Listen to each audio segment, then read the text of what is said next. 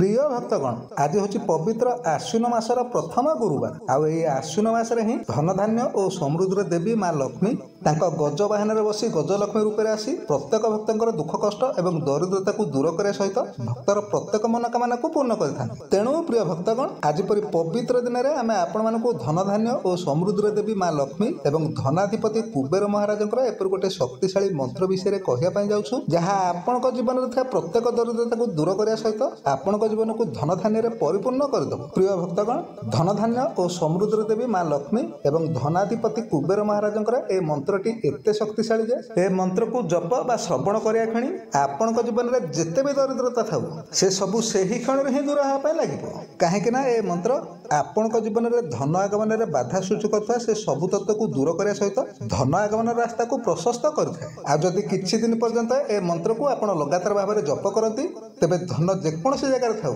से स्वयं आपण प्रति आकर्षित हो चली आसो। एमती कि धन न मिलिया जगार अचानक धन प्राप्ति हो पारे। जदि केवल गोटे दिन मात्र ए मंत्र को आपण संपूर्ण 108 बार पर्यंत जप कर दियंती तेबे सारा वर्ष आपण धनाधिपति कुबेर महाराज एवं माँ लक्ष्मी कृपा सदा सर्वदा पाए रहिबो। आउ सेही गोटे वर्ष दरिद्रता आपण जीवन को केबे भी पसिबनी। किंतु प्रिय भक्तगण ए सबु केवल सेतेबेले ही संभव हो जेतेबेले आपण संपूर्ण विश्वास सहित ए मंत्र को 108 बार पर्यंत जप करेंगे। आ जदि ए मंत्र को जप करबा आपण पाखे संभव न हुए तेबे आपण को जेतेबेले भी समय मिलुची आपण केवल निज मोबाइल को चलाई ए मंत्र को संपूर्ण श्रद्धार सहित 108 बार पर्यंत शुणी नियंतु। काहेकि ना मंत्र को जप करिबारे आपण को जेतिके फल मिलता है मंत्र को जदि आपण संपूर्ण श्रद्धार सहित शुणी नियंती मध्य तेबे भी आपण को समान फल मिलता है। तेणु प्रिय भक्तगण केवल निज समय नष्ट हो भाबी ए मंत्र को केबे भी अनादर करंतु नाही। आ ए मंत्र को संपूर्ण श्रद्धार सहित शुणंतु। तेबे प्रिय भक्तगण आसंतु आपण समय को टिके भी नष्ट न करी धनाधिपति कुबेर महाराज और माँ लक्ष्मी ए शक्तिशाली मंत्रटी को संपूर्ण श्रद्धार सहित शुणी नेबा। किंतु ता पूर्व जदि आपण माने एपर्यंत ए वीडियो को गोटे लाइक टे करना तेबे जल्दी ए वीडियो को गोटे लाइक करने सहित कमेंट रे आपण जय माँ लक्ष्मी निश्चय लिखि दियंतु जहा द्वारा एई पवित्र आश्विन मासरे माँ लक्ष्मी कृपा आपण को ऊपर सदा सर्वदा पाए रहितबो। तेबे प्रिय भक्तगण माँ लक्ष्मी एवं धनाधिपति कुबेर महाराज ए मंत्रटी होची ओम ह्रीं श्रीं क्रीं कुबेराय अष्टलक्ष्मी मम गृहे धनम पूरय पूरय नमः। ओम ह्रीं श्रीं ह्रीं कुबेराय अष्टलक्ष्मी मम गृहे धनम पूरय पूरय नमः। ओम ह्रीं श्रीं ह्रीं कुबेराय अष्टलक्ष्मी मम गृहे धनम पूरय पूरय नमः। ओम ह्रीं श्रीं क्रीं कुबेराय अष्टलक्ष्मी मम गृहे धनम पूरय पूरय नमः। ओम ह्रीं श्रीं ह्रीं कुबेराय अष्टलक्ष्मी मम गृहे धनम पूरय पूरय नमः। ओम ह्रीं श्रीं ह्रीं कुबेराय अष्टलक्ष्मी मम गृहे धनम पूरय पूरय नमः। ओम ह्रीं श्रीं क्रीं कुबेराय अष्टलक्ष्मी मम गृहे धनम पूरय पूरय नमः। ओम ह्रीं श्रीं ह्रीं कुबेराय अष्टलक्ष्मी मम गृहे धनम पूरय पूरय नमः। ओम ह्रीं श्रीं ह्रीं कुबेराय अष्टलक्ष्मी मम गृहे धनम पूरय पूरय नमः। ओम ह्रीं श्रीं क्रीं कुबेराय अष्टलक्ष्मी मम गृहे धनम पूरय पूरय नमः। ओम ह्रीं श्रीं ह्रीं कुबेराय अष्टलक्ष्मी मम गृहे धनम पूरय पूरय नमः। ओम ह्रीं श्रीं ह्रीं कुबेराय अष्टलक्ष्मी मम गृहे धनम पूरय पूरय नमः। ओम ह्रीं श्रीं क्रीं कुबेराय अष्टलक्ष्मी मम गृहे धनम पूरय पूरय नमः। ओम ह्रीं श्रीं ह्रीं कुबेराय अष्टलक्ष्मी मम गृहे धनम पूरय पूरय नमः। ओम ह्रीं श्रीं ह्रीं कुबेराय अष्टलक्ष्मी मम गृहे धनम पूरय पूरय नमः। ओम ह्रीं श्रीं क्रीं कुबेराय अष्टलक्ष्मी मम गृहे धनं पूरय पूरय नमः। ॐ ह्रीं श्रीं ह्रीं कुबेराय अष्टलक्ष्मी मम गृहे धनं पूरय पूरय नमः। ॐ ह्रीं श्रीं ह्रीं कुबेराय अष्टलक्ष्मी मम गृहे धनं पूरय पूरय नमः। ॐ ह्रीं श्रीं क्रीं कुबेराय अष्टलक्ष्मी मम गृहे धनं पूरय पूरय नमः। ॐ ह्रीं श्रीं ह्रीं कुबेराय अष्टलक्ष्मी मम गृहे धनं पूरय पूरय नमः। ॐ ह्रीं श्रीं ह्रीं कुबेराय अष्टलक्ष्मी मम गृहे धनं पूरय पूरय नमः। ॐ ह्रीं श्रीं क्रीं कुबेराय अष्टलक्ष्मी मम गृहे धनं पूरय पूरय नमः।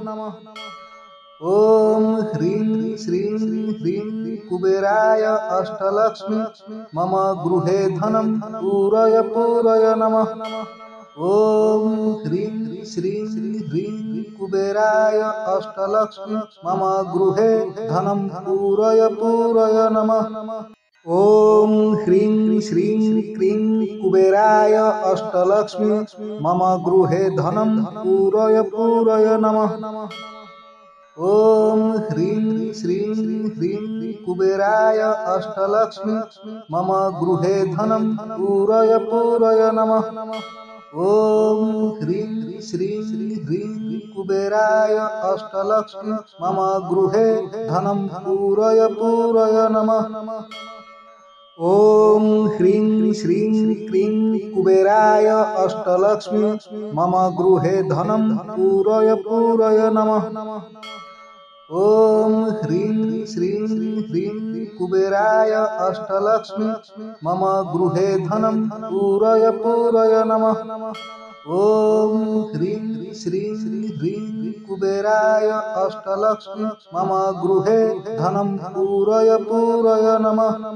ॐ ह्रीं श्रीं क्रीं कुबेराय अष्टलक्ष्मी मम गृहे धनं पूरय पूरय नमः। ॐ ह्रीं श्रीं ह्रीं कुबेराय अष्टलक्ष्मी मम गृहे धनं पूरय पूरय नमः। ॐ ह्रीं श्रीं ह्रीं कुबेराय अष्टलक्ष्मी मम गृहे धनं पूरय पूरय नमः। ॐ ह्रीं श्रीं क्रीं कुबेराय अष्टलक्ष्मी मम गृहे धनं पूरय पूरय नमः।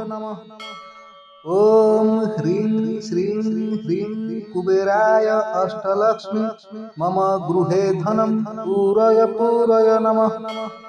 ॐ ह्रीं श्रीं ह्रीं कुबेराय अष्टलक्ष्मी मम गृहे धनं पूरय पूरय नमः। ॐ ह्रीं श्रीं क्रीं कुबेराय अष्टलक्ष्मी मम गृहे धनं पूरय पूरय नमः। ॐ ह्रीं श्रीं ह्रीं कुबेराय अष्टलक्ष्मी मम गृहे धनं पूरय पूरय नमः।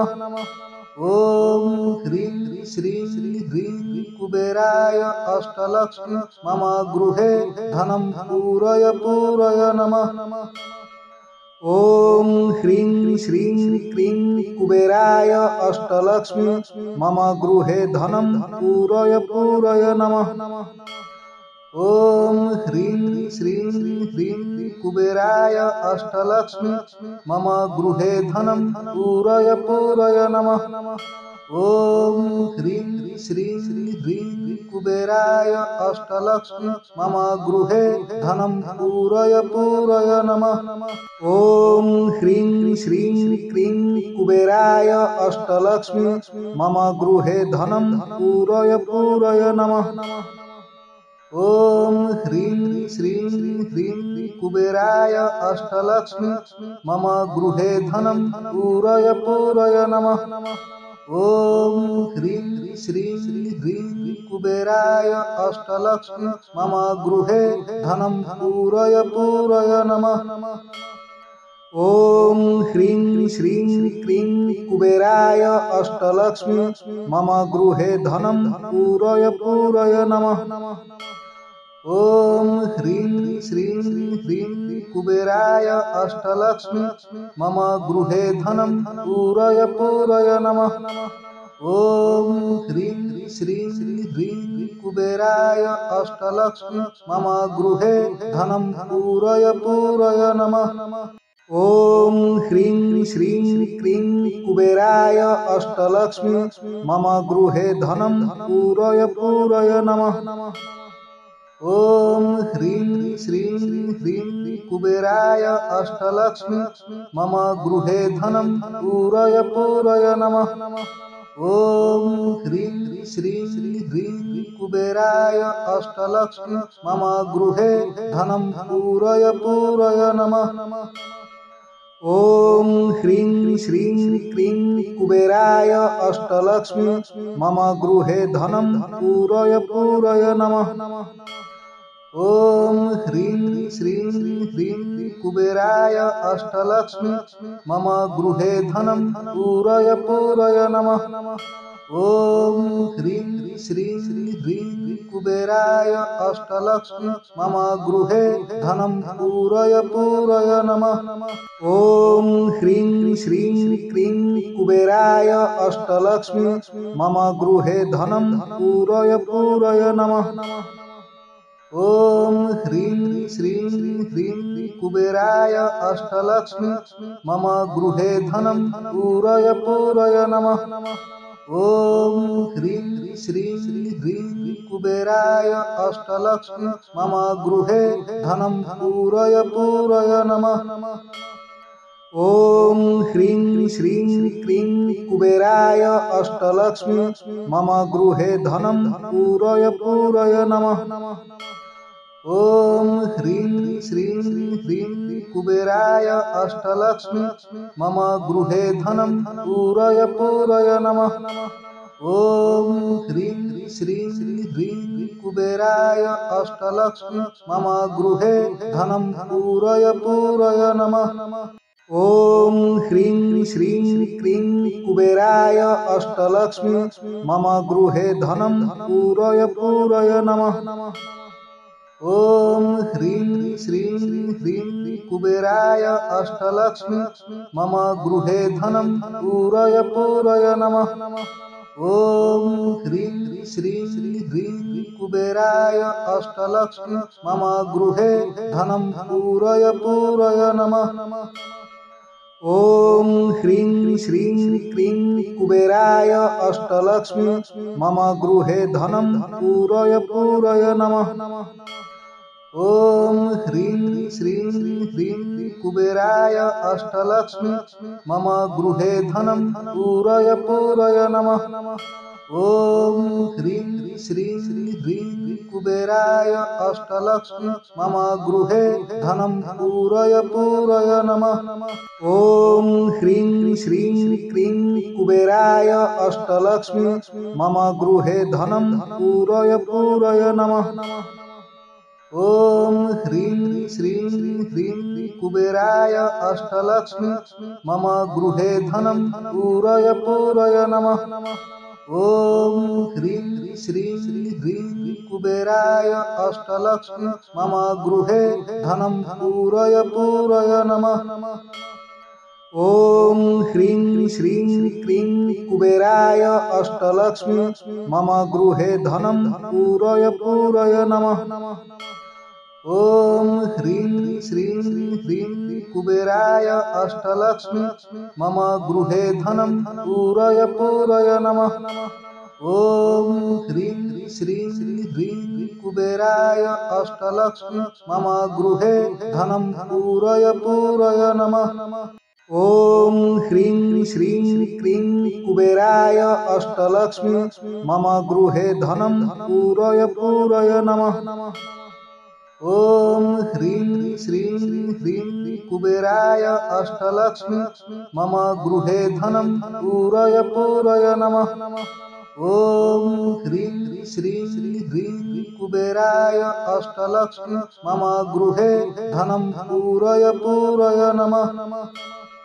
ॐ ह्रीं श्रीं क्रीं कुबेराय अष्टलक्ष्मी मम गृहे धनं पूरय पूरय नमः।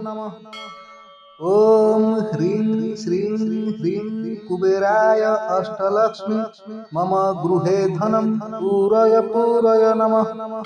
ॐ ह्रीं श्रीं ह्रीं कुबेराय अष्टलक्ष्मी मम गृहे धनं पूरय पूरय नमः। ॐ ह्रीं श्रीं क्रीं कुबेराय अष्टलक्ष्मी मम गृहे धनं पूरय पूरय नमः। ॐ ह्रीं श्रीं ह्रीं कुबेराय अष्टलक्ष्मी मम गृहे धनं पूरय पूरय नमः। ॐ ह्रीं श्रीं ह्रीं कुबेराय अष्टलक्ष्मी मम गृहे धनं पूरय पूरय नमः। ॐ ह्रीं श्रीं क्रीं कुबेराय अष्टलक्ष्मी मम गृहे धनं पूरय पूरय नमः। ॐ ह्रीं श्रीं ह्रीं कुबेराय अष्टलक्ष्मी मम गृहे धनं पूरय पूरय नमः। ॐ ह्रीं श्रीं ह्रीं कुबेराय अष्टलक्ष्मी मम गृहे धनं पूरय पूरय नमः। ॐ ह्रीं श्रीं क्रीं कुबेराय अष्टलक्ष्मी मम गृहे धनं पूरय पूरय नमः। ॐ ह्रीं श्रीं ह्रीं कुबेराय अष्टलक्ष्मी मम गृहे धनं पूरय पूरय नमः। ॐ ह्रीं श्रीं ह्रीं कुबेराय अष्टलक्ष्मी मम गृहे धनं पूरय पूरय नमः। ॐ ह्रीं श्रीं क्रीं कुबेराय अष्टलक्ष्मी मम गृहे धनं पूरय पूरय नमः। ॐ ह्रीं श्रीं ह्रीं कुबेराय अष्टलक्ष्मी मम गृहे धनं पूरय पूरय नमः। ॐ ह्रीं श्रीं ह्रीं कुबेराय अष्टलक्ष्मी मम गृहे धनं पूरय पूरय नमः। ॐ ह्रीं श्रीं क्रीं कुबेराय अष्टलक्ष्मी मम गृहे धनं पूरय पूरय नमः। ॐ ह्रीं श्रीं ह्रीं कुबेराय अष्टलक्ष्मी मम गृहे धनं पूरय पूरय नमः।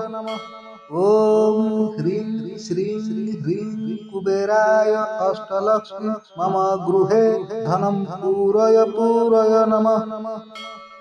ॐ ह्रीं श्रीं क्रीं कुबेराय अष्टलक्ष्मी मम गृहे धनं पूरय पूरय नमः। ॐ ह्रीं श्रीं ह्रीं कुबेराय अष्टलक्ष्मी मम गृहे धनं पूरय पूरय नमः। ॐ ह्रीं श्रीं ह्रीं कुबेराय अष्टलक्ष्मी मम गृहे धनं पूरय पूरय नमः। ॐ ह्रीं श्रीं क्रीं कुबेराय अष्टलक्ष्मी मम गृहे धनं पूरय पूरय नमः। ॐ ह्रीं श्रीं ह्रीं कुबेराय अष्टलक्ष्मी मम गृहे धनं पूरय पूरय नमः। ॐ ह्रीं श्रीं ह्रीं कुबेराय अष्टलक्ष्मी मम गृहे धनं पूरय पूरय नमः। ॐ ह्रीं श्रीं क्रीं कुबेराय अष्टलक्ष्मी मम गृहे धनं पूरय पूरय नमः। ॐ ह्रीं श्रीं ह्रीं कुबेराय अष्टलक्ष्मी मम गृहे धनं पूरय पूरय नमः। ॐ ह्रीं श्रीं ह्रीं कुबेराय अष्टलक्ष्मी मम गृहे धनं पूरय पूरय नमः। ॐ ह्रीं श्रीं क्रीं कुबेराय अष्टलक्ष्मी मम गृहे धनं पूरय पूरय नमः। ॐ ह्रीं श्रीं ह्रीं कुबेराय अष्टलक्ष्मी मम गृहे धनं पूरय नमः। ॐ ह्रीं श्रीं ह्रीं कुबेराय अष्टलक्ष्मी मम गृहे धनं पूरय नमः। ॐ ह्रीं श्रीं क्रीं कुबेराय अष्टलक्ष्मी मम गृहे धनं पूरय नमः। ॐ ह्रीं श्रीं ह्रीं कुबेराय अष्टलक्ष्मी मम गृहे धनं पूरय नमः। ॐ ह्रीं श्रीं ह्रीं कुबेराय अष्टलक्ष्मी मम गृहे धनं पूरय नमः। ॐ ह्रीं श्रीं क्रीं कुबेराय अष्टलक्ष्मी मम गृहे धनं पूरय नमः। ॐ ह्रीं श्रीं ह्रीं कुबेराय अष्टलक्ष्मी मम गृहे धनं पूरय नमः। ॐ ह्रीं श्रीं ह्रीं कुबेराय अष्टलक्ष्मी मम गृहे धनं पूरय नमः। ॐ ह्रीं श्रीं क्रीं कुबेराय अष्टलक्ष्मी मम गृहे धनं पूरय नमः। ॐ ह्रीं श्रीं ह्रीं कुबेराय अष्टलक्ष्मी मम गृहे धनं पूरय नमः। ॐ ह्रीं श्रीं ह्रीं कुबेराय अष्टलक्ष्मी मम गृहे धनं पूरय नमः। ॐ ह्रीं श्रीं क्रीं कुबेराय अष्टलक्ष्मी मम गृहे धनं पूरय नमः। ॐ ह्रीं श्रीं ह्रीं कुबेराय अष्टलक्ष्मी मम गृहे धनं पूरय नमः। ॐ ह्रीं श्रीं ह्रीं कुबेराय अष्टलक्ष्मी मम गृहे धनं पूरय नमः। ॐ ह्रीं श्रीं क्रीं कुबेराय अष्टलक्ष्मी मम गृहे धनं पूरय नमः। ॐ ह्रीं श्रीं ह्रीं कुबेराय अष्टलक्ष्मी मम गृहे धनं पूरय नमः। ॐ ह्रीं श्रीं ह्रीं कुबेराय अष्टलक्ष्मी मम गृहे धनं पूरय नमः।